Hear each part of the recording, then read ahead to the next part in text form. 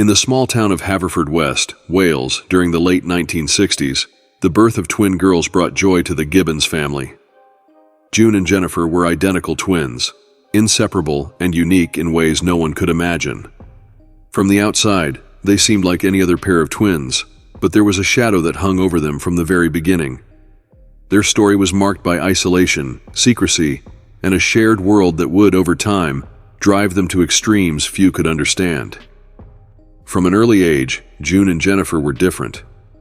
Unlike other children who were quick to chatter and engage, the twins seemed to retreat into themselves, speaking only to each other and shunning communication with the outside world. Their family, teachers, and neighbors quickly noticed their reluctance to interact with anyone else. Even in their toddler years, they seemed to move in sync, like two bodies sharing one mind. They communicated through gestures, whispers, and a language that no one else could decipher. Their speech was rapid, almost musical, with its own rhythm and sounds. It was impossible to understand, and soon, they created an entire vocabulary that was theirs alone. It wasn't just a game either. It was a wall they built around themselves, shutting out anyone who tried to come close. For the people of Haverfordwest, it was more than just strange. It was unsettling. Teachers grew frustrated, their parents became worried, and their classmates began to avoid them. In school, the twins faced bullying and racism, which only reinforced their bond.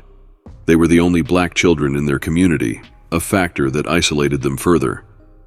By the time they were teenagers, June and Jennifer had withdrawn almost entirely from society.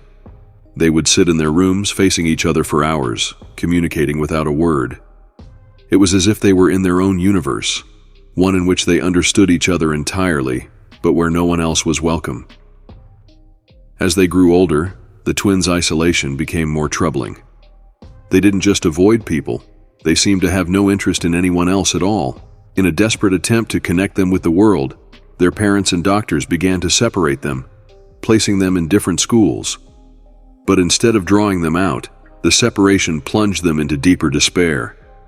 They refused to eat, speak, or function without each other, and after a few months, the experiment ended. The twins returned home, closer than ever, bound together by an invisible force that no one could explain. As teenagers, their behavior took a darker turn. They had long stopped communicating with their family, and their journals revealed thoughts that were deeply disturbing. They began experimenting with strange rituals, locking themselves in their room and mirroring each other's every move. Their writing became more intense, filled with fantasies about violence, power, and control. They wrote about the world as a place that misunderstood them, and the only solution, they seemed to believe, was to rebel against it in the most extreme ways. Then came the arson. In one of their journals, they meticulously planned a fire they would start in a nearby building. On a cold night in 1981, they did exactly that, watching the flames consume the structure from a distance. They didn't seem afraid or remorseful. Instead, they seemed entranced by what they had done, watching in silence as their fantasy came to life. They were soon arrested, and their crime, along with earlier acts of vandalism, led to their incarceration at Broadmoor, a high-security psychiatric hospital. At Broadmoor, June and Jennifer were placed in separate cells, hoping that the distance might break their unhealthy bond. But this only pushed the twins deeper into their own world. They continued to communicate through a cryptic, written language that only they could understand. They would pass letters back and forth, even inventing new symbols and codes to keep their words hidden. Doctors and nurses at Broadmoor were baffled by the twins, and some even grew fearful of them. They showed signs of what could be called folie à deux, a shared psychosis in which two people reinforce each other's delusions. But what disturbed the staff most were the contents of the twins' journals. They wrote about life and death, about needing one of them to die for the other to live freely. Jennifer, in particular, wrote chillingly about her desire to die so that June could be free. The twins had become almost mythical within the institution. They were known as the Silent Twins, but their silence was anything but peaceful. It was a charged, dark silence that seemed to carry the weight of secrets, curses, and whispered threats. Doctors came and went, each attempting to unravel the mystery, but none succeeded. June and Jennifer remained enigmas, two silent shadows bound by a pact no one else could break. In 1993, after over a decade at Broadmoor, the twins were finally deemed fit for transfer to a lower security facility. But as the date approached, a sense of dread filled their journals. They wrote about a long-held agreement, a pact that had been sealed in words and secrets only they knew. Jennifer confided to June that she was ready to make the ultimate sacrifice so that her sister could live a normal life. The day of the transfer arrived, and the twins boarded the van that would take them to their new facility. Jennifer, usually vibrant and intense, slumped over during the journey, her body going limp.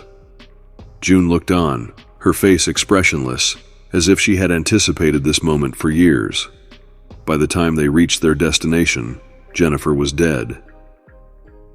The cause of death was acute myocarditis, an inflammation of the heart that was as mysterious as it was sudden. There were no signs of trauma or overdose, and doctors could not explain how such a young woman, with no prior health issues, could die so suddenly. Later, June would reveal to a journalist that Jennifer had willingly sacrificed herself. In their final days together, Jennifer had told her, "I'm going to die. We've decided. I have to die." It was as if their pact had been real, a promise that had bound Jennifer to her fate. June spoke of a feeling of release, as if Jennifer's death had freed her from an invisible prison. She even began to speak more openly, engaging with people for the first time since childhood. Following Jennifer's death, June was released from the hospital. For the first time, she began to lead a semblance of a normal life.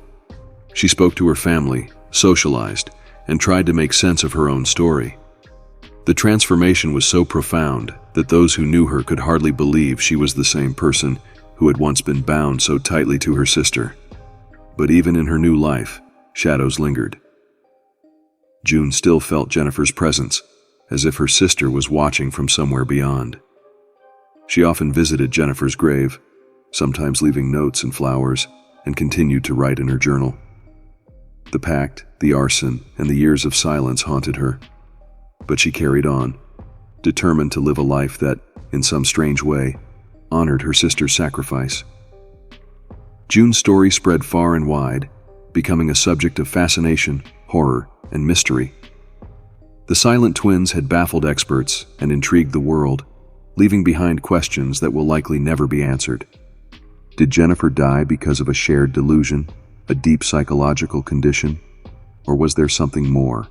A bond beyond understanding that only they could comprehend. Even to this day, no one can say for sure. But perhaps that is the haunting beauty of their story. June and Jennifer Gibbons were connected in ways few could understand, and their silence spoke louder than any words ever could. Their story serves as a reminder of the mysteries that lie within the human heart, of bonds so intense they defy explanation, and of the price some pay to feel truly free.